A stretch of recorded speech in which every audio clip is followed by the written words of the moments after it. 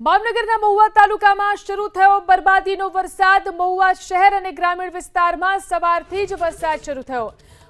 કળમોદર, કોટિયા, બાવડી, બગદાણા વિસ્તારમાં કમોસમી વરસાદ તો રતનપર સહિતના ગામોમાં પુનઃ વરસાદ શરૂ થતા ખેડૂતો ચિંતાતુર બન્યા।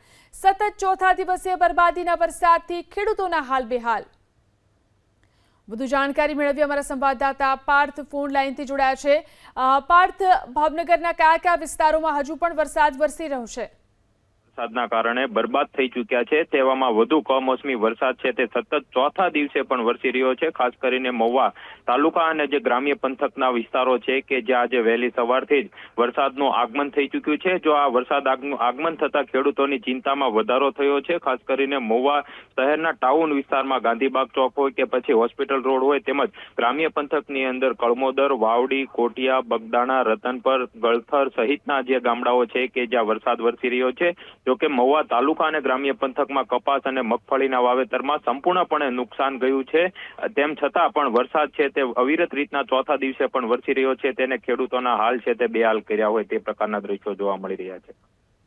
જી આભાર તમામ જાણકારી આપવા માટે।